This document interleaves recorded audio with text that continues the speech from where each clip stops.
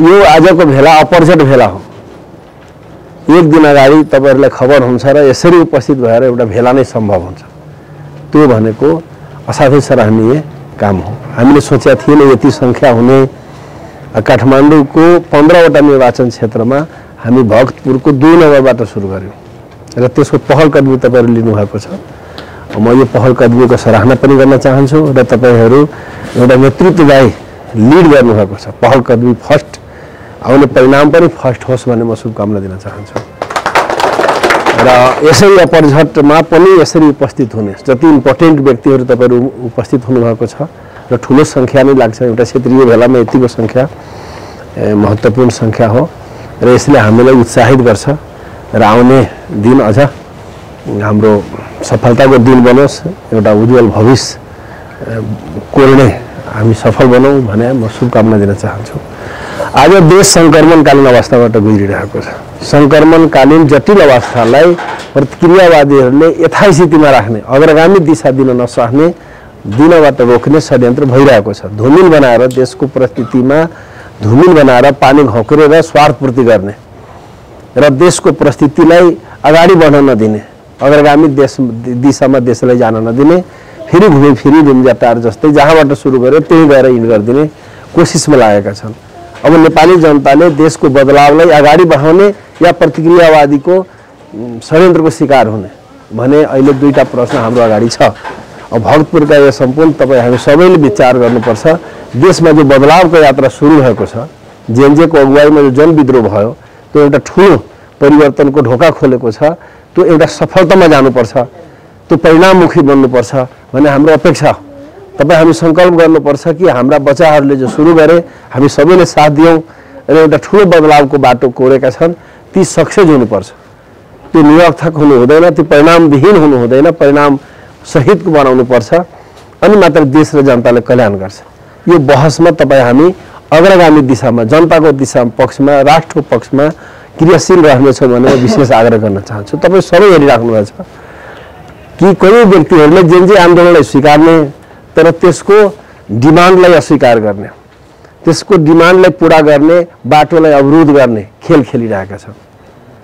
भित्रले स्वीकारेका छैन, मुखले स्वीकारे जस्तो गर्छन्, नाटक गर्छन्। त्यो पनि हामी हेरेका छौं। त्यो सबै चिन्न जरुरी छ। प्रतिक्रियावादीहरू जहिले पनि भ्रमित गरेर आँखामा छारो हालेर रातलाई दिन बनाएर चटकी देखाएर अहिलेसम्म राज गर्दै आएका छन्। अब फेरि पनि त्यो प्रयास गरिरहेको तपाईँ हामी हेर्न सक्छौँ। त हामी स्पष्ट गर्न जरुरी छ कि जो विद्रोह भयो त्यो आम जनता पार्टीले सुरु गरेको, किन यो धरतीमा तपाईँ हामी नै हो। आजभन्दा 2 वर्ष अगाडि मोटरसाइकल र्याली निकालेका थियौँ। भ्रष्टाचारको विरुद्धमा तपाईँ हामी सबै मोटरसाइकल र्याली निकाल्यौँ। त्यो बेला हामी आम जनता पार्टी फर्स्ट बनाएका थियौँ। आम जनता पार्टीको पहिलो कार्यक्रम थियो काठमाडौँमा मोटरसाइकल र्याली। त्यो मोटरसाइकल र्याली के को लागि थियो भने भ्रष्टाचारीलाई खबरदारी गर्नु थियो। मधेसको 8 जिल्लामा झन्डै 7-8 दिन आईटी आर्मीको ठूलो दफाका साथ हामी भ्रष्टाचारीलाई खबरदारी गर्यौं। त्यो ठूलो इतिहास हामी कोरेका छौं। कर आतंकको विरोध गर्यौं, भन्सारका लुटको विरोध गर्यौं। तपाईहरु कयौं आन्दोलनमा जानु पनि भएको छ। तपाईं हामी सबै लड्यौं र त्यसैको बेसमा, त्यसैको माहौलमा जेएनजेहरूले भ्रष्टाचार हट्नुपर्छ, सामाजिक सञ्जाल खुल्नुपर्छ भनेर आन्दोलनमा आए। त्यो आन्दोलन जायज थियो कि थिएन? यदि त्यो आन्दोलन जायज थियो, भ्रष्टाचार विरोधी यो आन्दोलन उचित छ भनेपछि अनि जेएनजेले अपराधी भन्न मिल्छ? आजको डेटमा काठमाडौँ उपत्यकामा मात्र सयौं संख्यामा झन्डै 300 को हाराहारीमा जेएनजेहरू समातेर मुद्दा लगाइएको छ। कयौं जेलमा गइसके। देशभरिमा सयौंको संख्यामा अहिले अपराधी करार दिइरहेको स्थिति छ। भनेपछि जेएनजे आन्दोलन यदि भ्रष्टाचार विरुद्धको एउटा नयाँ र राम्रो काम थियो भने ती जेएनजेहरूमाथि मुद्दा उचित हो। बाहिर के भन्छ? जेएनजे आन्दोलन त ठिकै छ, त्यसमा घुसपैठ भएर तोडफोड गरेको, आगलगी गरेको भन्छ। मलाई देखाउनुस् कुनै बसले कुनै बच्चालाई यदि ठोकर हान्यो भने मान्छेले त्यही बसलाई तोडफोड गर्छ नि। ट्रकलाई त तोडफोड गरेको हामी सुन्दैनौँ। भने सिंह दरबारबाट तपाईँ शासन गर्ने, सिंह दरबारकै आदेशबाट मान्छेलाई अनि हत्या गर्ने अनि नरान हिटी जलाउन जाने त मान्छे? जहाँबाट आदेश भएको हुन्छ त्यही खोज्छ नि मान्छेले। प्रधानमन्त्रीले आदेश दिन्छ, गृहमन्त्रीले आदेश दिन्छ, सिंह दरबारबाट आदेश हुन्छ अनि के अर्को दरबार जाने मान्छे खोज्न? जसको प्रतिक्रिया त त्यही हुन्छ भनेपछि हामी त्यसलाई स्वाभाविक मानेका छौँ। रिएक्सन भनेका छौँ। यदि सामाजिक सञ्जाल नबन्द गरेको भए बच्चाहरू आन्दोलनै गर्दैन थियो, आन्दोलनमा मान्छे नमारेको भए त्यहाँ तोडफोड पनि हुँदैन थियो। यो सबै दोष त केपी ओली काङ्ग्रेस हो। यसले कुकर्म गर्यो, त्यसको प्रतिवाद गर्यो मान्छेले। डाका पनि कसैको घरमा डकैती गर्यो भने डाका लखेट्दैन मान्छेले, त लखेट्ने मान्छे दोषी हुन्छ त दुनियाँमा। आज नेपालमा आमलाई इमली बनाउने काम भइरहेछ। जो जायजको लागि लडेको छ त्यसलाई दोषी बनाउने करार हुँदैछ र जहाँबाट सुरु गरेको थियो त्यही इन्ड गर्ने कोसिस भइरहेछ। जेनजेले के खोजेको थियो? भ्रष्टाचार अन्त खोजेको थियो कि केपी हटाएर सुशीलाको सरकार खोजेको थियो? उनीहरूले भ्रष्टाचार अन्त खोजेको थियो। त्यसको सार त भ्रष्टाचार अन्त गर्नुपर्ने हो नि, सुशीला बनोस् या जो बनोस्। भ्रष्टाचार अन्तको आधार खाडा गर्नुपर्छ पर्दैन, बदलावको ग्यारेन्टी गर्नुपर्छ पर्दैन, सुशासनको आधार दिनुपर्छ पर्दैन। तर आज हामी हेरिरहेछौँ बन्द गर्न हुन्न, हामी हेरिरहेछौँ कि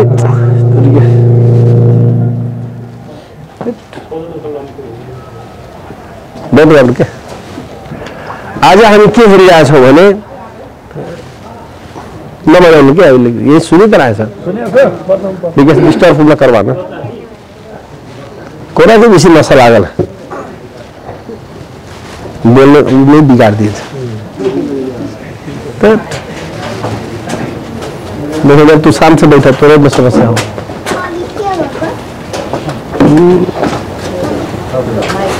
देखो भाई लगे लाइन बोले लाइन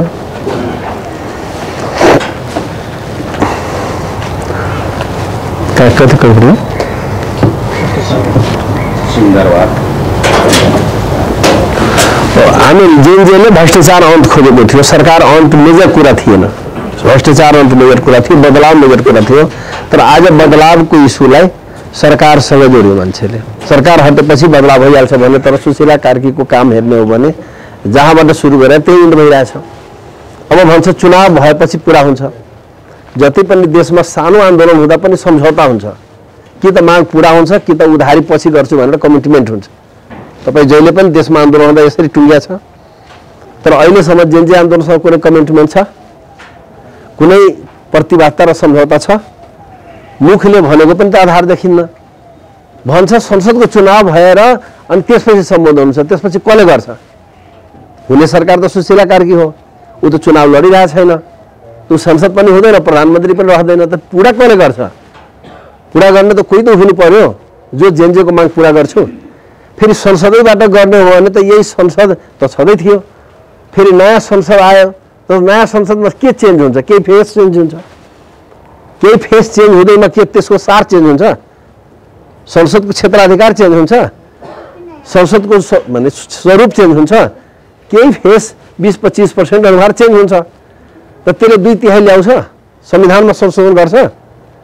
अहिलेको निर्वाचन प्रणालीमा कसैले 2/3 आउँदैन, यो सबैलाई थाहा छ। बहुमत आउन त गाह्रो छ भनेपछि अनि 2/3 न 9 मन तेल होइन राधा नाची भन्छ, न 2 मन तेल होइन, कसरी संशोधन गर्नुहुन्छ? त्यसैले यो गुमराहमा बनाउने, मान्छेलाई ढाँट्ने, चुनाव गराएपछि हुन्छ उधारी कुरा गरिरहेछ। जबकि हाम्रै देशमा जति पनि आन्दोलन भयो, जहाँ पनि आन्दोलन हुँदा जनले जितेको हुन्छ, त्यसरी देश चलाउँछ।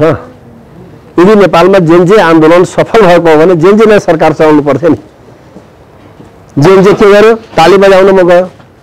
जेनजेको सरकारमा उपस्थिति पनि छैन, छ भने नेताजीको आशीर्वाद प्राप्त एकजना यो के बबलु शाहलाई गुप्ताले राखिदिया छ, त्यो पनि खेलकुद मन्त्री। अरू मन्त्री 4-5 मन्त्रालय छ, जेनजेले एउटा खेलकुद मन्त्री छ, त्यो पनि ओरिजिनल जेनजे हो कि होइन भनेपछि यो सबै तपाईँ हामी जो हेरिरहेछौँ यो जेनजेको सम्मान हो, जेनजेको माग पुरा गर्ने विश्वसनीय आधार हो भने पनि केही देखिन्न। जेनजेलाई एकातिर थुनिरहेछ, अर्कोतिर जेनजेको मागको कुनै माइबाप छैन, जेनजेको भोलिको भविष्यको पनि कोही ग्यारेन्टी छैन भने आम जनता पार्टीले यसको सपोर्ट गर्नु पर्यो भने हामी चाहेका छौँ। किनकि यो हाम्रै आन्दोलनको एउटा हिस्सा। हामी भ्रष्टाचारको विरुद्ध लडिरहेका थियौँ, दलतन्त्रको विरुद्ध तेस्रो जनआन्दोलन गरिरहेका थियौँ र जेनजेले त्यसैमा साथ दियो। भनेपछि हाम्रै आन्दोलनको निखेडामा यो भएको हो। त्यसैले यो आन्दोलनको सपोर्टमा हामी तपाईँ हुनुपर्छ। जेनजेहरूलाई एक्लै छोड्नु हुँदैन। जसरी पहिलो दिन जेनजे आन्दोलन गर्यो, गोली हानिदिएपछि बुढापाका पनि रोडमा आए नि, बुढा आमा पनि आए, आन्टी अङ्कलहरू पनि आए र आन्दोलनलाई सक्सेस गरे। बच्चालाई कसैले कुटपिट गरिदियो, अत्याचार गरिदियो, बुढा आमा पनि दौड्छ नि। त्यसैले हामी चाहन्छौँ आम जनता पार्टी त्यसको अभिभावकको रूपमा कमजोर पर्दा अलिकति सहयोगीको रूपमा हामी अगाडि आउनुपर्छ भन्ने कुरा तपाईँ हाम्रो भित्र एउटा चेत आउनु जरुरी छ र हामी चाहन्छौँ त्यसलाई प्रतिक्रियावादीले उपयोग नगरोस्, प्रतिक्रियावादीले त्यसलाई दुरुपयोग नगरोस्। हामी हेरेका छौँ कुनै पनि आन्दोलन जब चर्किन्छ सफलताको नजिक जान्छ नक्कली मान्छे जन्मिन्छ। हिजो हामी हेरेका छौँ माओवादी जब जित हुँदै गइरहेको थियो त्यहाँ नक्कली चैत्य माओवादी आउन थाल्यो। माओवादीका नाउँमा चन्दा उठाउने, बदला साध्ने, हत्या हिंसा गर्ने ग्याङहरू खडा भयो नक्कली माओवादी भनेर, जसलाई करवाइडको माओवादी, चैती माओवादी, नयाँका माओवादी मान्छेले भन्थ्यो। र उनले के गर्थे? माओवादीको दुश्मनको पक्षमा माओवादीलाई नै हत्या गरिदिन्थ्यो। हर गाउँमा हर समाजमा दुईटा पक्ष हुन्छ। त उनी के गर्छ? माओवादीकै पक्षधर मान्छेको लुटपाट गरिदिने, दमन गरिदिने, हत्या गरिदिने काम गर्थ्यो। प्रतिक्रियावादीको योजनामा काम गर्थ्यो। माओवादीलाई नै सिद्ध्याउने, माओवादी बनेर माओवादी सिद्ध्याउने नक्कली माओवादीको काम हुन्छ। अहिले नयाँ जेनजेहरू निकालिरहेछ दलका नेताहरू, कोही केपी ओलीले त्यहाँ खरिद बिक्री गरिरहेछ, कोही शेरबहादुर देउवाले गरिरहेछ, कोही विदेशीहरूले गरिरहेछ र आफ्नो स्वार्थमा त्यसलाई उपयोग गरिरहेछ। सक्रिय जेनजे त भ्रष्टाचार विरुद्ध लडिरहेछ, सक्रिय जेनजे दलतन्त्रको विरुद्ध लडिरहेछ, सक्रिय जेनजे नेताको अत्याचारको विरुद्ध लडिरहेका छन्, सक्रिय जेनजे व्यवस्था बदल्न लडिरहेछन्। तर नक्कली जेनजे त्यसलाई फुट पार्न, त्यसलाई गुमराह बनाउन, त्यसमा खजमजाउन, त्यसमा विवाद गराउन, त्यसमा झगडा गराउन उन्नत छ। यता उत्तर देखाउनुको सट्टा दक्षिण देखाइदिरहेछ। दुश्मनलाई छोडिदिने अनि सहयोगीलाई नै सिद्ध्याउने खेल खेलिरहेछ। त्यो तपाईँ हामी चिन्न जरुरी छ, जेनजेहरूले पनि चिन्न जरुरी छ। अहिले चाहिएको छ जेनजे एकता हो, तर प्रतिक्रियावादी फुटाउन लागिरहेछ। जेनजेलाई चाहिरहेछ सही दिशा, तर उसलाई गलत दिशा देखाउन लागिरहेछ। त्यसैले हामी तपाईँले जेनजेको एकतामा योगदान गर्ने, त्यसलाई सही बाटो अगाडि बढाउन योगदान गर्ने र त्यसलाई सफलतामा पुर्याउन योगदान गर्ने तपाईँ हाम्रो ड्युटी हो। त्यो गर्नु हो भने देशले फाइदा पाउँछ, देशले पनि फाइदा पाउँछ, जेनजे आन्दोलन पनि सम्मानित हुन्छ। यदि त्यो असफल भयो, केही पनि प्राप्त गरेन भने के हुन्छ? हामी दुःख पाउँछौँ, देशले दुःख पाउँछ र जेनजे पनि आउने दिनमा दर पुस्ता बदनाम हुन्छ। मान्छेले अग्लेश्वा भन्नेवाला छ तिनीहरूलाई। त्यसैले ती जेनजे अग्लेश्वा हुने कि सम्मानित देवता हुने, देश बनाउने महान मान्छे हुने या देशलाई आगो सागोजा लगाएर तोडफोड गर्ने मान्छे कहलाउने, यदि परिणाममुखी भएन भने तिनी बदनाम हुन्छन्। त्यसैले हामी चाहन्छौँ त्यसलाई परिणाममुखी बनाउनुपर्छ, ती बच्चाहरूलाई सम्मानित गर्नुपर्छ भने आम जनता पार्टी लागेको हो।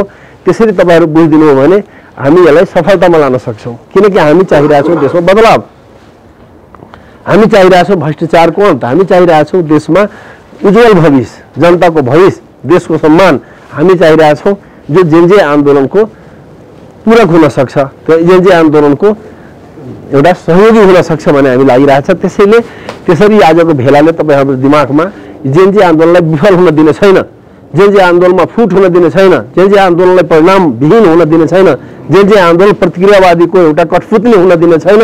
तिनीहरूलाई सफलतामा पुर्याएर छोड्नेछु। यो लडाइँको सुरुवात हो।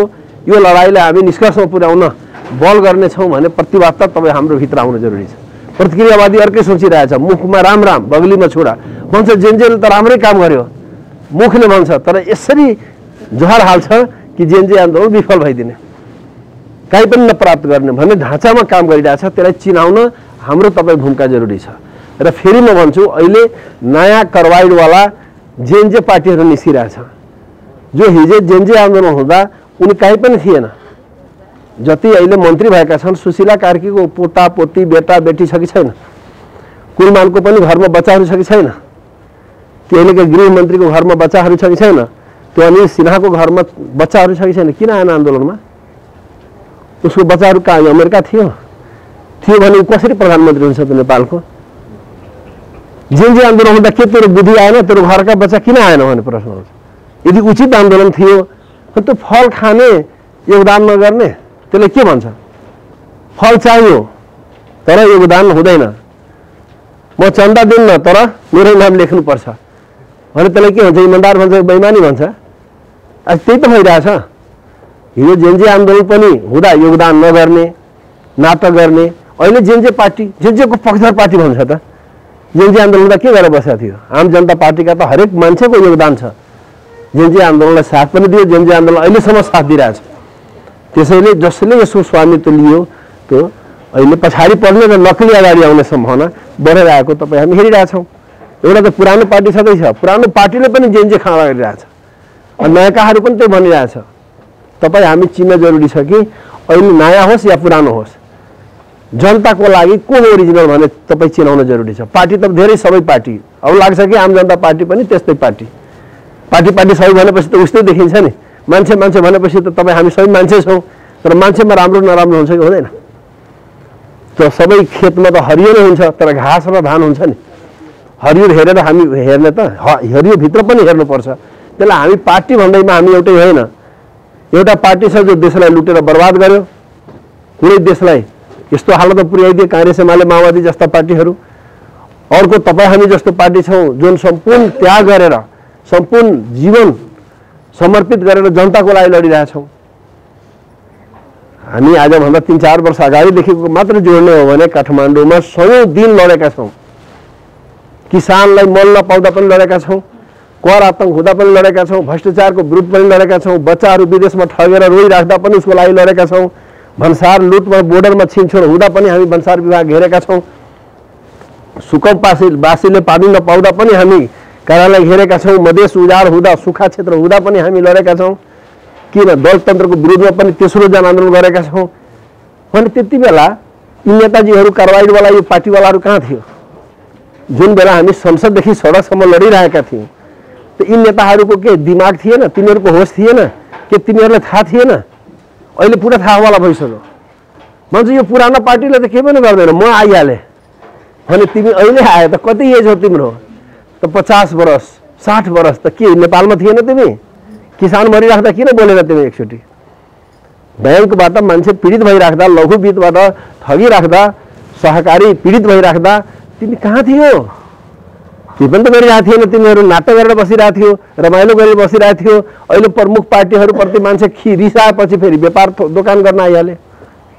त दुईटैले चिन्न जरुरी छ। कांग्रेस एमाले त जनताले चिनिसक्यो, यो नयाँकाहरू जो निस्किरहेछ त्यसले चिन्न जरुरी छ। किनकि यसले पुरानो पार्टीले केही गरेन, राजनीतिक पार्टीले केही गरेन भनेर अर्को त्यो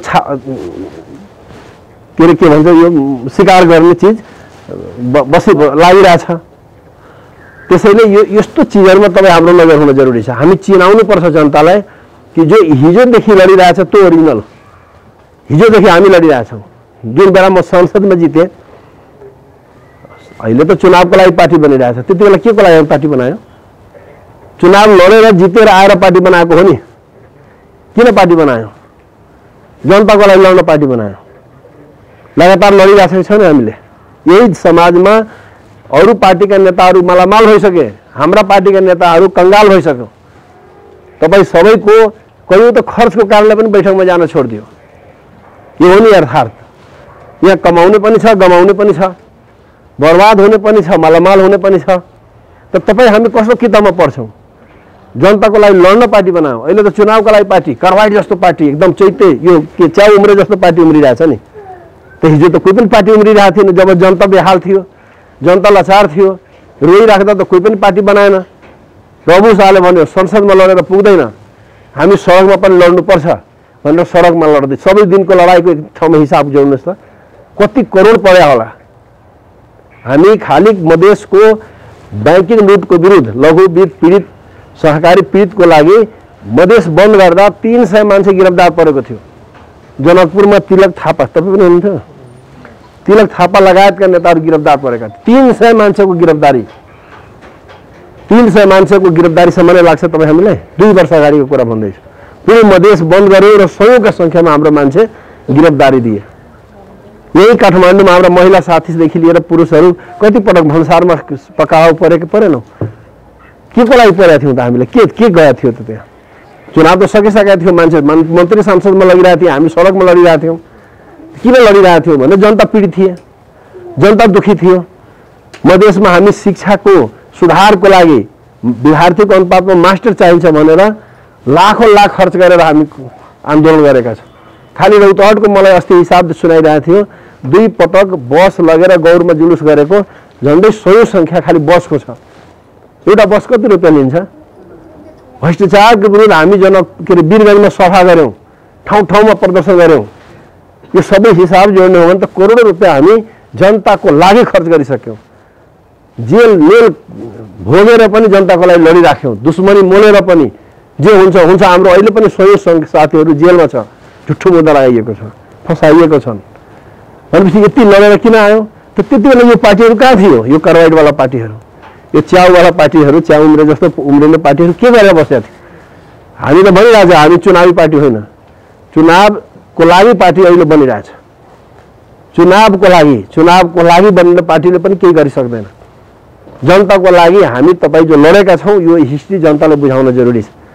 र म के भन्छु भने अहिले जो यो भेला भइरहेछ, आज तपाईँ हामीले आउने चुनावमा हामी राम्रो प्रदर्शन गरौँ, जित सुनिश्चित गरौँ। अब तपाईँलाई लाग्छ हामी यो ठाउँमा बाहिरबाट आएका छौँ, लोकल कम छ, कसरी जित्छौँ भन्नुहुन्छ? तपाईँले गाउँ ठाउँबाट यहाँ आएर व्यापार चल्न सक्छ, व्यवसाय चल्न सक्छ भने के राजनीति चल्न सक्दैन? तपाईँले भन्नुहुन्छ मेरो तरकारी राम्रो छ अनि मान्छेले किन्छ, मलाई यो त्यसरी त तपाईँको व्यापार चल्छ भने तपाईँको विचार चल्दैन, तपाईँले गरेको काम चल्दैन। किन चल्दैन मलाई देखाउनु? किन तपाईँ सही हो भने त चल्छ नि। तपाईँलाई लाग्छ हामी सामान्य मान्छे छौँ अनि को ठुलो मान्छे छ? इमान्दार ठुलो कि बेइमान ठुलो? इमान्दार ठुलो कि बेइमान ठुलो? अर्काको कमाइनी खाने ठुलो कि आफ्नो कमाइनी खाने मान्छे ठुलो? श्रम गरेर बाँच्ने ठुलो कि अर्काको श्रम खोज्ने ठुलो? कोही गाडीवाला छ, ड्रेसवाला छ, तर अर्काको लुटेर खाइरहेछ, त्यो महान मान्छे हो? तपाईँ त्यसैले त महान भनिराख्नु भएको छ, त्यसरी ठुलो भनिराख्नु भएको छ, आफूले सानो देखाइराख्नु भएको छ। कहिले पनि इमान्दार ठुलो हुन्छ, ड्रेसवाला ठुलो हुँदैन, कर्म ठुलो हुन्छ। यदि कर्मको लागि तपाईँ ठुलो मान्नुहुन्छ तपाईँ तपाईँ सबभन्दा ठुलो मान्छे हो नि। श्रम गर्नुहुन्छ, पसिना चुहाउनुहुन्छ, दुनियाँ आफ्नो कमाई खानुहुन्छ, दुनियाँको भलाइ सोच्नुहुन्छ, अनि देवता कसलाई भन्छ? लुट्नेलाई राक्षस भन्छ कि अरूको लागि मर्नेलाई राक्षस भन्छ? तपाईँ हामी दुनियाँलाई लुटिरहेछौँ कि दुनियाँको लागि लडिरहेछौँ? त जब तपाईँ दुनियाँको लागि लडिराख्नु भएको छ भने तपाईँभन्दा राम्रो मान्छे को छ दुनियाँमा? एउटा यही समाजमा लुट्नेहरू छ, दाब्नेहरू छ, थिच्नेहरू छ, अर्काको कमाई खानेहरू छ। तपाईँ आफ्नो कमाई खाइराख्नु भएको छ, दुनियाँको भलाइ गरिराख्नु भएको छ। तपाईँ राम्रो मान्छेको उही राम्रो मान्छे। तपाईँ भन्नुहुन्छ म राम्रो होइन र उही राम्रो हो, किनकि उसलाई बोल्न आउँछ, उसलाई ड्रेस लाउन आउँछ, गाडीवाला छ, धनिक छ। धनिक नै हुन्छ त? त्यसैले दिमागमा पहिला यो हटाउनुहोस् कि हामी सुन्दर मान्छे छौँ, हामी महान मान्छे छौँ, हामी राम्रो मान्छे छौँ, हामी ठुलो मान्छे छौँ। ठुलो यदि कर्मले हुन्छ भने तपाईँ ठुलो हो नि। तपाईँ भित्र त्यो आउनु जरुरी छ। तपाईँ आफै छोडिदिएपछि के को लडाइँ हुन्छ त?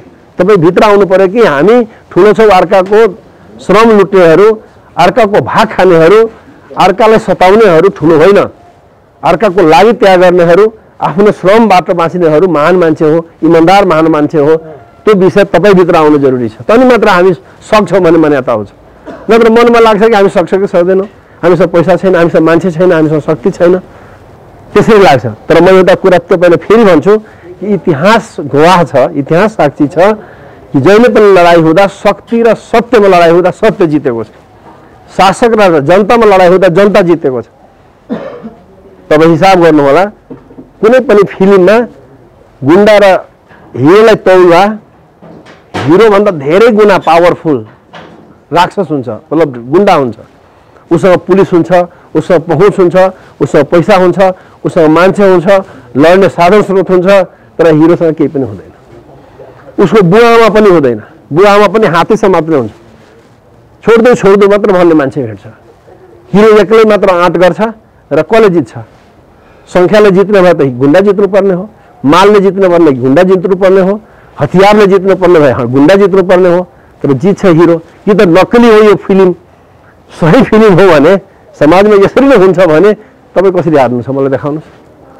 तपाईँ हामी कसरी हार्छौँ? ठुलो मान्छे जित्छ कि राम्रो मान्छे जित्छ?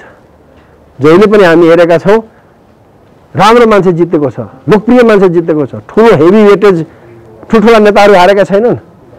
जुन बेला नेताको हावा पोजिटिभ छ त्यति बेला जितेका छन्। नेताप्रति नेगेटिभ हावा छ, घृणा छ, त्यति बेला नेता पनि हारेको छ, सिम्पल मान्छे जितेको छ। अहिले देशमा के अवस्था छ?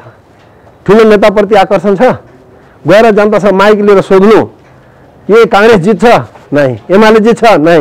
माओवादी जित्छ? नै। अनि को जित्छ? तपाईँ जस्तो मान्छेको वेट गरिरहेछ नि जनता। कोही पनि ठुलो मान्छेको नाम लिएर भन्नुहोस्, ठुलो पार्टीको नाम लिएर भन्नुहोस्, हो भन्नेवाला छैन जनता।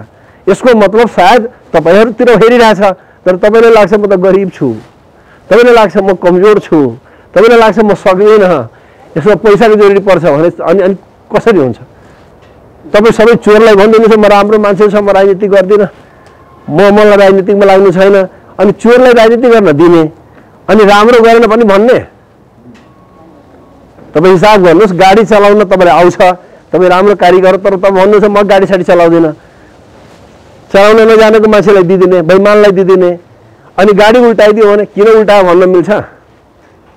तपाई हामी इमानदार छौं भने देश हामीले चलाउँछौं, बेइमानबाट खोज्नु पर्छ, बेइमानले हैन, बिगार्नेले हैन, अर्काबाट लुटेर खानेले हैन, जनताको लागि लड्ने मर्ने इमानदारले चलाउनु पर्छ, अनि देश बन्छ नि।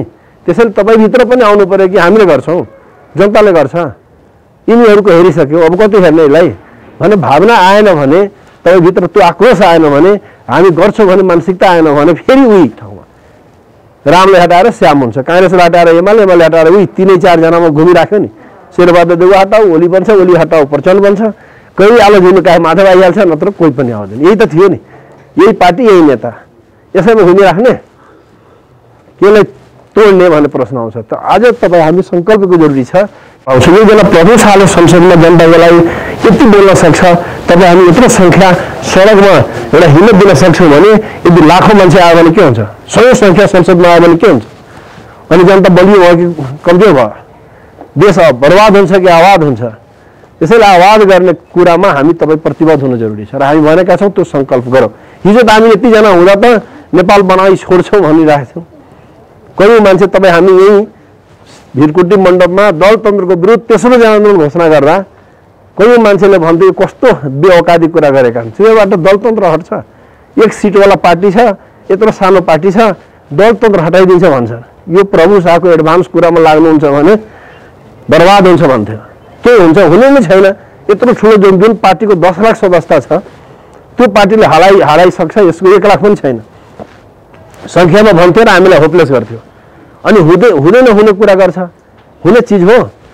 हामीले अस्तिको सिंहदरबार मात्र कुरा गर्ने, भिरकुटी मण्डपबाट मैले बोलेका थिएँ तपाई हामी सबै एक स्वरले कि दलका नेताहरू सिंहदरबार खाली गर, यदि खाली गरेन भने जनताले घचेटेर निकाल्दिन्छ, त्यो खैरिया छ कि समय नै छोड्देऊ, नत्र उपाय छैन भनिराख्दा मान्छेले के भनेको थियो? पागल हो, हुने कुरा हो, औकादी बेऔकादी कुरा हो भनेको थियो नि। 6 महिना बित्यो, चैत 24 गते हामी बोलेका थियौं, असोज 13-24 23-24 ठ्याक्कै त्यही महिनामा के भयो? घचेटे न, यस्तरी घचेटे कि हिस्ट्रीमा याद रहन्छ भनेपछि हामी भनिराख्दा त पागल भनेको थियो नि। यत्रो ठुलो पार्टी छ, यति 2/3 को सरकार छ, एउटा सामान्य मधेसको मान्छे आएर प्रधानमन्त्रीलाई तिमी भन्छ, व्यक्ति एकदम असभ्य मान्छे हो, उद्दण्ड मान्छे हो प्रभु शाह, तिमी मात्र भनेको लथुन्डन गरे। हामी त तिमी सबैसम्म भनेका थियौं, तर अरू त मान्छे खोज्दै हिँडे, न अपराधी थियो भन्ने कुरा त बुझ्यौं नि त हामीले, हामी सही बोलेका थियौं भन्ने कुरा बुझ्यो कि बुझेन? हामी बेऔकादी बोलेका थिएनौँ, जायज बोलेका थियौं भने दुनियाँले बुझ्छ कि यो मान्छे के बुझ्छ कि मैले केही पनि बुझ्दिनँ, तर सत्य बुझेको छु, मैले सत्य बोलिरहेको थिएँ, भयो। हामी सत्य बोलेका थियौँ। जुन बेला पार्टीमा मान्छे लाइन लागिरहेको थियो त्यति बेला म पार्टीको टिकट छोडिदिएँ कि म लुटेराको सरदार हुनुभन्दा जनताको सिपाही नै ठिक छ, मलाई सत्ता चाहिएको छैन, मलाई जनता चाहिएको छ। अनि मान्छेले भन्थ्यो यो प्रभु शाह पागल भइसक्यो, यसो बुद्धि बिग्रिसक्यो, अब कलमा पानी आउँदैन, अब आए के भन्थ्यो उठ पहाड के नीचे, अब यसको काम तमाम, यही भन्थ्यो नि। सबैले भन्थ्यो माओवादी कोही नेताले छोड्यो, सबै सिधियो, एमाले छोड्यो, सबै सिधियो, प्रभु शाह के गर्छ, यो पनि सिधिन्छ भन्थ्यो। तपाईले पनि लाग्थ्यो कि सिधिसक्यो, सिधियो कि बढ्यो? सानो टिमबाट आज हामी हजारौंको संख्यामा फैलेका छौं, मेची महाकाली फैलेका छौं, देशको एउटा आशाको भरोसाको केन्द्र बनेका छौं भनेपछि सत्य भएर बढ्दो रहेछ त। झुट भएको भए सिधिन्थ्यो, हामी स्वार्थी भएको भए सिधिन्थ्यो। म पटक पटक तपाईले भन्ने गर्छु, मलाई कसैले भन्छ तपाईको मान्छे छोडिरहेछ, तपाई अब सक्नुहुन्न, तपाई अब फेर खानुहुन्छ भनेपछि म मान्छेतिर हेर्दैन, को छोडिदियो को आयो तिर म हेर्दिन, कति मान्छे छ त्यो पनि हेर्दिन। म कति इमानदार छु, म लोभमा त परेको छैन, म घमण्डमा त परेको छैन, म अहंकारको शिकार त भइरहेको छैन, म कहीं डरको शिकार त भइरहेको छैन। यदि म लोभी पनि छैन, डराएको पनि छैन, अहंकारमा पनि छैन, म ठीक छु भने म हार्दिन। हार्ने जित्ने मेरो मन मित्र छ, तपाईँ हाम्रै मित्र छ। तपाईँ जब जब लोभ गर्नुहुन्छ हार्नुहुन्छ, जब जब तपाईँ डराउनुहुन्छ हार्नुहुन्छ, जबसम्म तपाईँमा अहंकार आउँछ तपाईँ हार्नुहुन्छ। यदि तपाईँभित्र अहंकार छैन, तपाईँभित्र डर छैन, तपाईँभित्र लोभ छैन, तपाईँ कुनै पनि शक्तिले तपाईँले हराउन सक्दैन। जब जब हार हुन्छ आफ्नो गल्तीले हार हुन्छ। त म जहिले पनि के चेक गर्छु, आफ्नो भित्र चेक गर्छु। म ठिक छु भनेपछि म अगाडि, म पछाडि यसरी हेर्ने मेरो बानी छैन। त्यसरी तपाईँ पनि हेरिराख्नु भएको छैन। तपाईँ स्मुथली एउटा मिसनमा अगाडि गर्नुहोस्, सङ्कल्प गर्नुहोस् म देशलाई बचाउँछु, सङ्कल्प गर्नुहोस् जनतालाई यसरी लछार हुन दिन्न, जनतालाई मालिक बनाउँछु, देशको देश बनाएर छोड्छु। यही नेपाल हो। हाम्रा पूर्वजले कहिले गुलाम हुन दिएन। तर आज यिनै चोर नेताको कारण आज हामी कुन हालतबाट गुज्रिरहेका छौँ। हिजो नेपाली भनेर गौरव गर्थ्यो मान्छेले, अहिले पनि गौतम बुद्धलाई पुज्न आउँछ विश्वबाट, र आज हामी नेपाल भन्नेमा लाज भइरहेछ। अमेरिका घर भएकोलाई भन्छ मेरो छोरा अमेरिका बस्छ भन्दा लाज लाग्दैन। अङ्ग्रेजी बोल्यो भने मेरो छोरा अङ्ग्रेजी बोल्छ, तर नेपाली बोल्यो भने लाज लाग्छ, भोजपुरी बोल्यो लाज लाग्छ। यो कन्डिसन हामीले बनाएको हो। हिजो हाम्रा पूर्वजले गौरव गर्ने ठाउँ आज हीन भावनामा ग्रसित बनाइदिए। त्यसैले हामी बदलेर देखाउँछौँ भनेर सङ्कल्प गरेका छौँ। तपाईँ हामी सबैले यो सङ्कल्प गऱ्यो भने असम्भव सम्भव हुन्छ, र गर्दै पनि आएका छौँ। यही देशमा असम्भव सम्भव त भयो। जो हामी भनिरहेको थियौँ मान्छे पत्याइरहेको थिएन, पत्याउने त बनाइदियो हामीले। त्यसैले आयो चुनाव पनि हामीले त्यसरी गर्नुपर्छ। आगामी चुनाव कसले जित्छ? म फेरि भन्छु, शक्ति र सत्यमा सत्यले जित्छ। हाई प्रोफाइल र ठुलो मान्छे र राम्रो मान्छे, हाई इम्प्रेसनले जित्छ। तपाईँ पनि कुनै सामान किन्न जानुहुन्छ भने जतिवटा सामान हुन्छ जो अलिकति राम्रो लाग्छ त्यही किन्नुहुन्छ नि। 5 वटामा जो अलिकति राम्रो लाग्छ त्यही किन्नुहुन्छ नि। त हामी पार्टी जो बनायौँ, हाम्रो पार्टी पनि अरू पार्टीको तुलनामा नयाँ हो, किन यो जनताको पक्षमा छ। त्यसैले तपाईँ हामी दुनियाँले बताउनु जरुरी छ। कोही मान्छेले प्रभु शाहलाई चिन्छ, मोबाइल छापै चिन्दैन। कोहीले भन्छ प्रभु शाहले बोल्ने मान्छे छ भन्छ, तर कुन पार्टी हो भन्छ, ल पार्टीले चिन्दैन। कसैले पार्टी चिन्छ, प्रभु शाहलाई चिन्दैन। त तपाईँ किन यो नयाँ चिज हो र हाम्रो भोकल जसले बोल्यो उसको चल्छ। तपाईँ जानुहुन्छ कबाडवालालाई जसरी बाँड्नु हुन्छ, नकराएपछि दिन्छ त। तरकारी बेच्ने मान्छे कराएन भने कोही तरकारी किन्न आउँछ? कराउनु पर्छ नि। राम्रो तरकारी भए पनि कराउनु पर्छ। तपाईँ पैसा दिँदा पनि कराउनु पर्छ भने जस्तै यो पार्टी पनि यस्तै हो नि। राम्रो गर्नेले पनि कराउनु पर्छ, बताउनु पर्छ। नत्र तपाईँको ठिक र बेठिक कसरी थाहा हुने त उसलाई?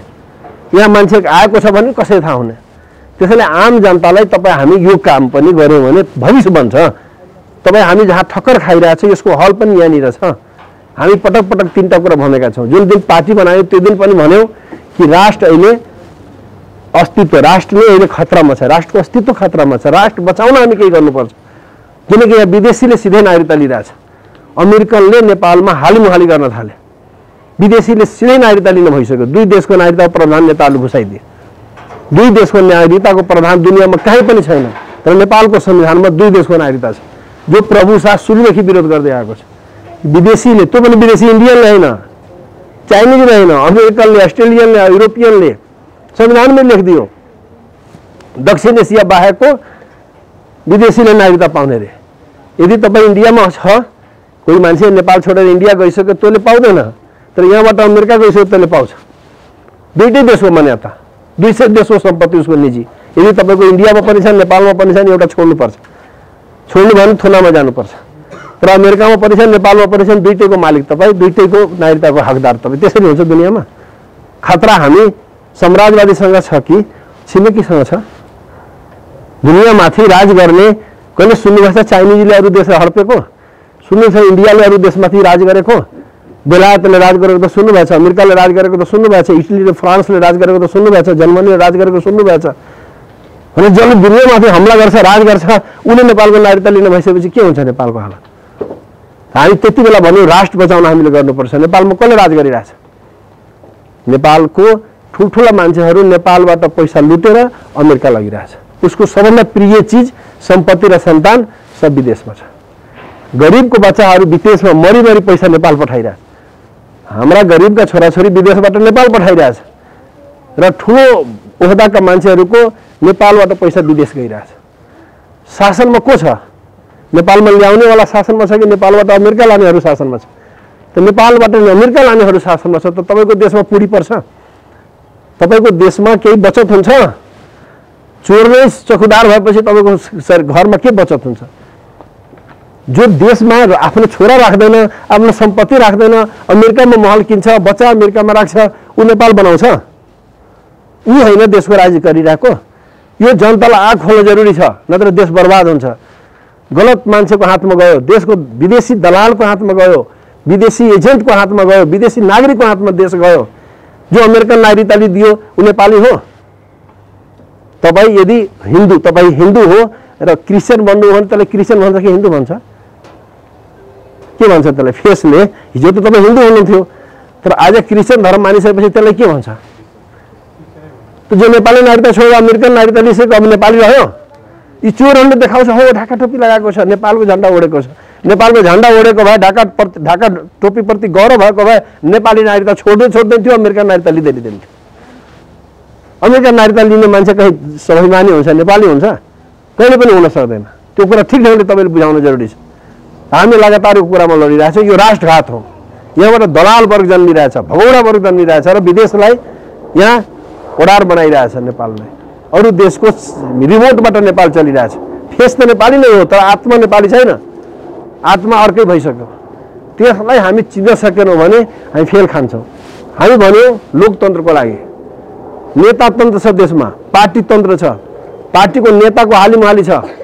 तपाईँ काङ्ग्रेसै हुनुहुन्थ्यो वर्षौँदेखि, तर देउवाको गुटमा छैन भने कुनै भ्यालु छैन, देउवाको पहुँचमा छैन भने कुनै भ्यालु छैन। यो माले तपाईँ पुरानो मान्छे हो, तर ओलीको गुट र ओलीको पहुँचमा छैन भने कुनै भ्यालु छैन। यही होइन अर्थात्? किनकि दलतन्त्र छ नेपालमा, पार्टी नै राजा भइदियो, पार्टीको नेता नै राजा भइदियो। जनता लाचार हो, नेता मालामाल हो, नेताका मान्छेहरू मालामाल हो। यसलाई उल्टाउन चाहन्छौँ, हामीले लोकतन्त्र ल्याउन चाहन्छौँ। हामी लडेका थियौँ लोकतन्त्रको लागि, नेताहरूले बेइमानी गरे। हामी संविधान सभादेखि यो विरोध गर्दै आएको छ। हामी अर्थतन्त्र जोगाउन, हाम्रो जीवन जोगाउन हामी लडिरहेछौँ। तपाईँले विचार गर्नुहोला, नेपालमा घुस भ्रष्टाचार अत्यधिक छ। हाम्रा सम्पूर्ण ट्याक्सका पैसाहरू, हाम्रा सम्पूर्ण हिस्साहरू लुटिएका छन्। हामीले जो कर बुझाउँछौँ त्यसको रिटर्निङ केही पनि पाउँदैन। सबै शासकहरू बरम लुट मचाएका छन्, हाम्रा करका पैसा मौज गरिरहेका छन्। हाम्रो जीवन बर्बाद भइरहेछ। देशमा भ्रष्टाचार अत्यधिक छ। दुनियाँले हामीलाई ग्रे लिस्टमा राखिसक्यो। हाम्रा देशमा कर आतंक छ। अरू देशको तुलनामा धेरै कर नेपालमा छ। तपाईँ व्यवसाय गरिराख्नु भएको छ, ढाँड भाँचिदिएको छ। कृषि बन्द छोडिरहेछ, मान्छेले पेसा छोडिरहेछ, उद्योग बन्द भइरहेछ। किन? कर आतंक छ, महँगाई धेरै छ। अरू देशहरू विश्वको सबै रेकर्ड लिनुहुन्छ भने धेरै जस्तो झन्डै 1 दर्जन देश जो शून्य कर छ, 1 रुपियाँ कर लिँदैन। खाडी मुलुक जस्तो देशहरूमा 10% भन्दा कर, जीडीपीको 10% भन्दा घटी ट्याक्स छ। सबभन्दा दुनियाँमा विश्वमै सबभन्दा बढी ट्याक्स लिने देश पर्छ पाकिस्तान, जो 25% लिन्छ। इन्डिया भनेको दोस्रो देश हो जसले 22% ट्याक्स लिन्छ। अब तपाईँको मनमा लाग्नुपर्छ नेपालले कति लिन्छ? जीडीपीको होल आम्दानीको कति % ट्याक्स लिन्छ? त्यो नेपाल 36% ट्याक्स लिन्छ। नेपाल बन्छ? घुस कमिसन छोडेर, भ्रष्टाचार छोडेर ट्याक्स जो हामी दिन्छौँ। यत्रो ठुलो देश इन्डिया छ जहाँ 14-15 शीर्षकमा ट्याक्स लाग्छ। नेपालमा सबै ट्याक्स एक ठाउँमा जोड्ने हो भने 46वटा शीर्षकमा ट्याक्स लाग्छ। केन्द्र सरकार मात्रै 21-22वटा शीर्षक जस्तो आय कर, मूल्य वृद्धि कर, भन्सार कर जस्ता करहरू झन्डै 21-22वटा आइटममा कर लिन्छ। प्रदेश सरकार सवारी करदेखि लिएर पर्यटन रजिस्ट्रेसन जस्ता दर्जनौं कर लिन्छ। यो आयो नगरपालिकाहरू, यो नगरपालिका जो छ यहाँको पनि होला, बालनको पनि छ। झन्डै सम्पत्ति करदेखि लिएर व्यवसायिक करदेखि लिएर मालपोत कर झन्डै 14-15 आइटम कर लिन्छ। यो सबै कर एक ठाउँमा जोड्ने हो भने शुल्क महसुल सहित गर्दा 50औंको शीर्षकमा हामी कर बुझाइरहेका छौँ। कर लिने सरकार बढी छ, करको शीर्षक बढी छ, करको दायरा बढी छ, करको दर बढी छ। कहाँ जान्छौँ हामी त? अनि बताउनुहोस्। तपाईँको फाइदै हुँदैन केही पनि। सरकार पनि धेरै छ, उहाँले भनिसक्नुभयो। चाइनाको इन्डियाको अनुपात बताउनु भयो। कति इन्डियामा यत्रो जनसङ्ख्या छ, कम सरकार छ। जम्मा 34वटा सरकार छ यत्रो चाइना देशमा। इन्डियामा 37वटा सरकार छ, नेपालमा 761 सरकार छ। सबै दिनेलाई होइन, सबै लिनेवाला छ। कुनै पनि तपाईँको पनि नगरपालिका छ, सोध्नु कति बजेट छ? यदि 1 करोड 1 अरब भन्यो भने विकास बजेट 10-15 करोड भन्दा बढी छैन। भनेपछि यति पैसा त्यहाँको मान्छेले पेट भुँडी भर्ने? देशमा 19 खरबको बजेट छ देशमा।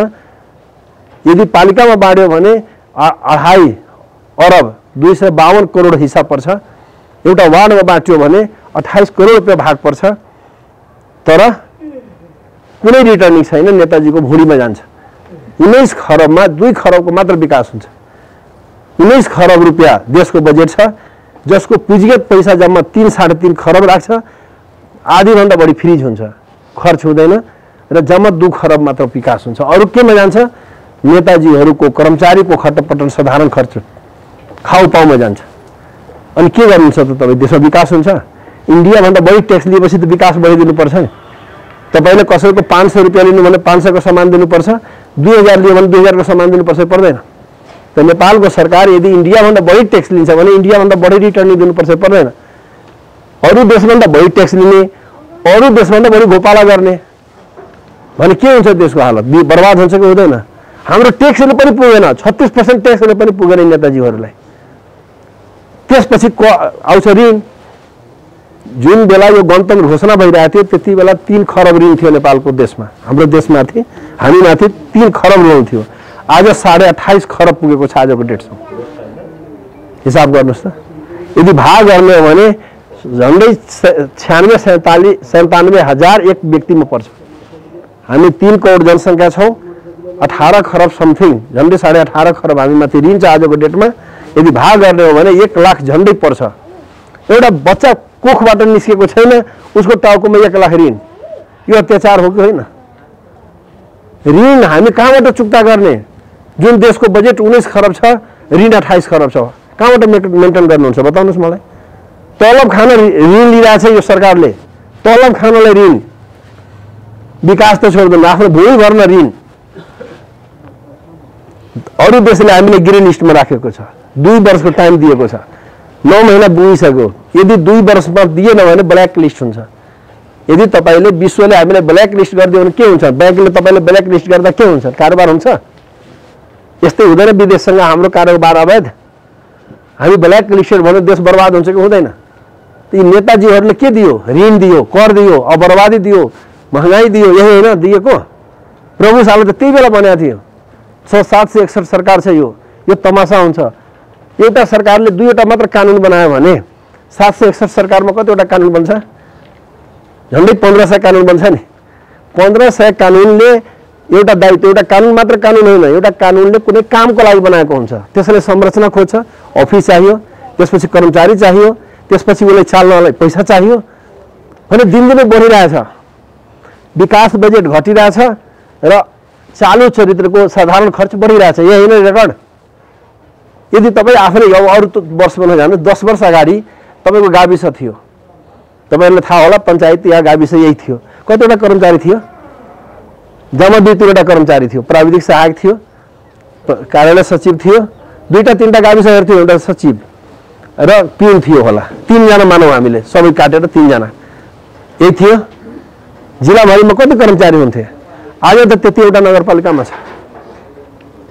हिसाब गर्नुहोस् त के भयो? अब कर्मचारी कति बढ्यो?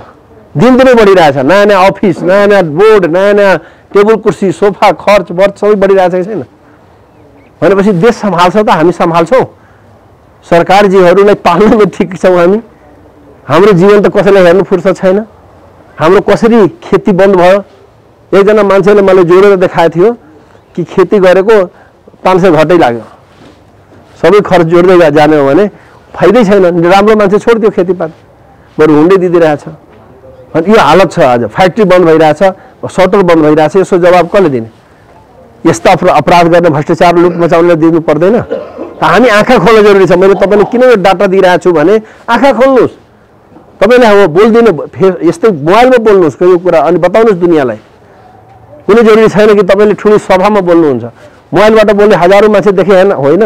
जस्तो मानौ अहिले हामी 200-300 छौँ, मानौ यही भिडियो फेसबुकमा राख्ने बित्तिकै 1 लाखले मान्छे हेर्छ, 10,000ले हेर्छ, त 10,000को सभा भएन? 10,000को सभामा कुरा राखेर दुनियाँलाई बताउनु र मोबाइलबाट 10,000मा पुर्याउनु, कुरा उही त हो। अब गलत मान्छेको भिडियो सुनिरहेछ, तपाईँ राम्रो मान्छेले बोल्नुहुन्न। सही कुरा बोल्ने मुख बन्द गरिरहेछ, झुट बोल्नेले हाला गरिरहेछ। यही भइरहेछ, जसको कारण हाम्रो कुरा पुगिरहेछ। तर हामी सबै त हो। तपाईँले लाग्छ बोल्न आउँछ हुँदैन? बोल्दै बोल्दै त बोल्ने हो। तपाईँले कख कति टाइम लाग्यो थियो सिक्न? एबिसिडी सिक्न कति टाइम लागेको थियो? हो यसैमा हामी पछाडि परेका हुन्छौँ। हामी सही मान्छे छौँ, हामी जति बोल्छौँ शुद्ध बोल्छौँ र शुद्ध चिजको वेट धेरै हुन्छ। हाम्रा पूर्वजले भनेको छ घिउको लड्डु टेढो भाला भन्छ के, घिउको लड्डु छ भने टेढ होस् सोझ होस् स्वादिष्टै हुन्छ। नक्कली लड्डु राम्रो बनाए पनि नक्कली नै हुन्छ। त तपाईँ हामी झुट बोल्ने मान्छेमा पर्दैनौँ, सही बोल्नेमा मान्छेमा पर्छ। बिग्रेर बोले पनि सही नै बोल्छौँ, खराब बोले पनि सही नै बोल्छौँ।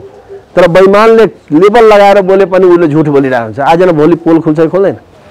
आज हामी गाडीमा आइरहेको थियौँ अनि एकजनाले भन्छ यो सुशीला कार्कीले भन्थ्यो 5 दिनमा भ्रष्टाचार रोकिदिन्छु।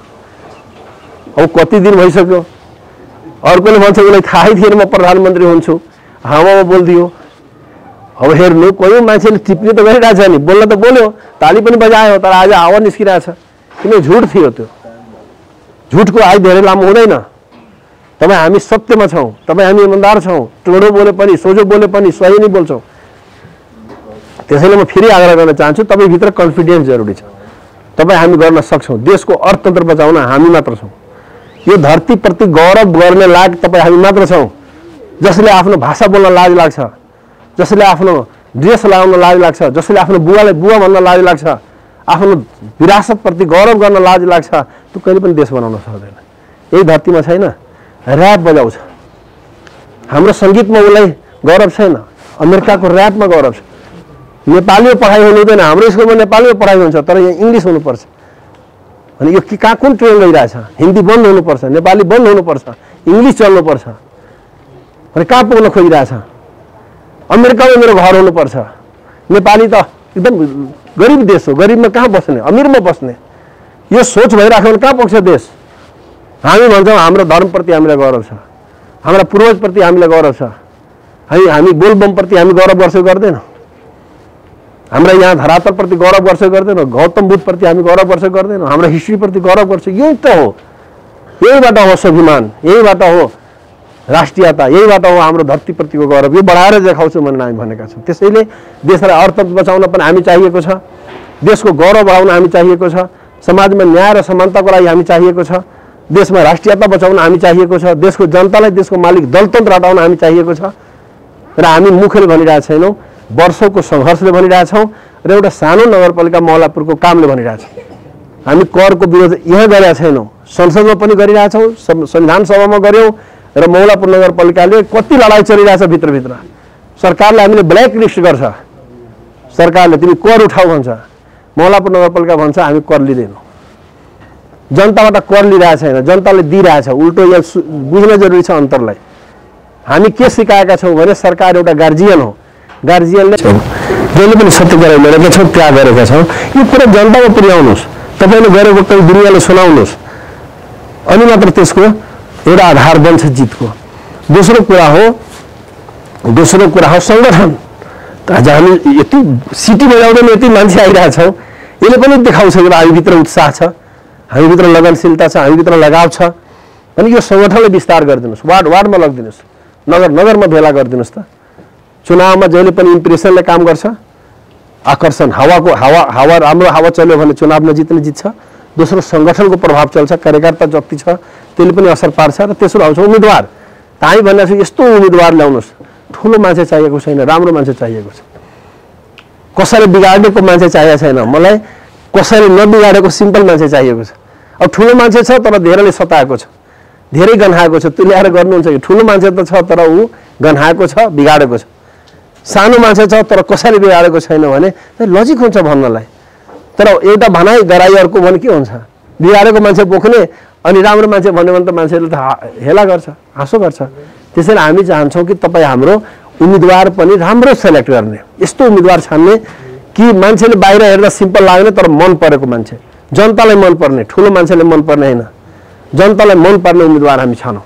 त उम्मेदवार राम्रो हो भने फेरि प्रतिनिधि सभामा कुनै लोकल चाहिँदैन। देशको कुनै मान्छे कुनै ठाउँबाट लड्न सक्छ, कुनै ठाउँको कुनै मान्छे लड्न सक्छ भनेपछि यहीको समितिहरू बनाउँदा तपाईँहरू बन्नुहुन्न र?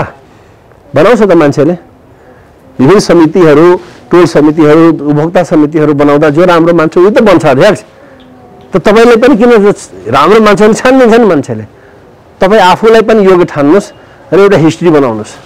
मेरो घर छैन के हुन्छ शहरिया रेन्जमा धेरै चिन्जान हुँदैन तर गाउँ र शहरमा फरक के छ भने गाउँमा मान्छे कमजोर छ अज्ञानी छ लाचार छ ठेकदार खोज्छ तर शहरमा कोही ठेकदार खोज्दैन तपाईले कुनै मुद्दा पर्यो भने ठेकदार हैन आफै गएर पहल गर्नुहुन्छ सक्षम मान्छेहरु पर्छ शहरमा बुझे पढे लेखेका मान्छे बस्छ शहरमा आत्मनिर्भर मान्छे बन्छ शहरमा सब अपने मालिक छ शहरमा त्यसले शहरमा फाइदा पनि छ नेगेटिभ पनि छ गाउँमा तपाई जानु भने कमजोर मान्छेहरु डराएर ठेकदार दुईटा ठेकदार हुन्छ गाउँमा दुईटा मुखियाजीसँग समातेर बस्छ किनकि भोलि फसाइदिन्छ दमन गर्छ हैरान हुन्छ भनेर तर शहरमा कुनै ठेकापट्टा छैन त्यो हाम्रो लागि पोजिटिभ कुरा हो नि यहाँ जागरुक जनता छ यहाँ स्वाभिमान सक्षम जनता छ बुजुर्ग जनता छ भनेपछि यहाँ ठाउँमा जित्न पनि आसान छ नि नबुझेको ठाउँमा अप्ठ्यारो छ कमजोर मान्छेले बुझाउन गाह्रो छ त्यसलाई उठाउन गाह्रो छ तर यहाँ सबै सक्षम छ सबै बलिया छन् सबै बुजुर्ग छन् सबै राजनीति बुझेका छन् भने यो ठाउँमा सहज पनि छ तपाई हामी पोलिटिक्स गर्न जटिल पनि छ सहज पनि छ गाउँको एंगलले हेर्दा जटिल देखिन्छ तर वेबमा हेर्ने हो भने सहज छ त्यसैले तपाई भक्तपुरका साथीहरूले यदि यहाँ बस्दा एउटा रेकर्ड बनाइदिनु भने के हुन्छ यहाँ तपाई काम गरिराख्नु भएछ र राजनीतिकै उथलपुथल गर्दिने व हाम्रो लागि त महान तपाईहरु हो तपाई हाम्रो प्रतिष्ठाको कुरा हो यहाँबाट तपाई हामी पोलिटिक्स गर्छौं र हामी यहाँ कमजोर प्रदर्शन भने के हुन्छ घरवालीले के भन्छ ए अपने सके खाउनु उपाय नलाग्ला भन्छ भन्दैन त यति सोच्नु न ए भक्तपुर में हमसे रंग दिली छी काठमाडौँ में हमसे देखा दिली छी भन्नु भने तू मर्दानी तू नाम र भएन हामीरो त्यो सकेनौ हामी सभा गर्दा मान्छे पुगेन मोटरसाइकलले गर्दा अनि हेप मान्छेले हामीले हेप्दैन सत्य पनि भन्ने योग्य पनि भन्ने हामी गर्न सक्छौं भन्ने परिणाम देखाउन सकेन घरमा पनि बच्चाले हेप्छ पत्तोले हेप्छ छोरीले हेप्छ छोराले हेप्छ मेरो बुवा सक्ने मान्छे रहन्छ भन्छन् हामी नसक्ने भइसक्यो दुनिया हलाइदिन सक्छौं किनकि हामीसँग इमानदारीता छ हामीसँग सत्य छ त्यसले पहाडले पनि बजार दिन सक्छौं किनकि हामी सत्य छौं सही छौं त्यसर्थ पनि म भन्न चाहन्छु आजको भेला एउटा फलदायी बनोस् यो क्षेत्रमा हामी जित्छौं अहिले भन्दा तपाईले पनि अप्ठ्यारो होला तर यो कन्फिडेन्स तपाई हामी बढाइदियो भने असम्भव पनि सम्भव हुन्छ किनकि हामी सही छौं हाम्रो कुरामा दम छ हामी सही भएकोले दुनिया पत्याउँछ नक्कली कुरा र सक्लीमा फरक छ त्यो कुरा तपाई हामी लगाऊ र आउने दिन एउटा जितको दिन बनोस् सडकबाट भए पनि चुनाव हुन्छ कि हुँदैन चुनाव हुन्छ धेरै षड्यन्त्रमा भने अलिकति 2-4 महिना सर्छ चुनाव त हुन्छ चुनाव बिना त कुनै उपाय नै छैन अब चुनाव हुन्छ भनेपछि चुनावबाट हामी भागौं त चुनावमा पनि फेस गर्छौं जो लजिकमा फेस गर्छ बहसमा फेस गर्छ उ सडकमा पनि फेस गर्छ सडकमा जो जित्छ उ ब्यालेटमा पनि जित्छ त्यसैले तपाई बहसमा पनि जित्न सक्नु पर्यो तर्कमा पनि जित्न सक्नु पर्यो माने कोठामा जित्न सक्नु पर्यो सडकमा जित्न सक्नु पर्यो अनि बक्सामा पनि जित्छौं हामी यो आत्मविश्वास तपाईहरुमा जागृत होस् यो कमिटी साच्चै जित्ने गरी काम गरोस् र एउटा राम्रो कमिटी तपाईहरुले बनाउनुस् अरु साथी सबै किन एक दिन अगाडि हामी भनेका थियौ हिजो मात्र त भनेका थियौ र आज यति आके चाहिँ धेरैले खबरै छैन त्यै पनि सबैले समेटेर एउटा कमिटी बनाऊ र त्यो कमिटी एउटा साच्चै जित हासिल गर्ने सफलतातिर जाओस् भन्ने म शुभकामना दिँदै मेरो आफ्नो कुरा रोक्छु धन्यवाद।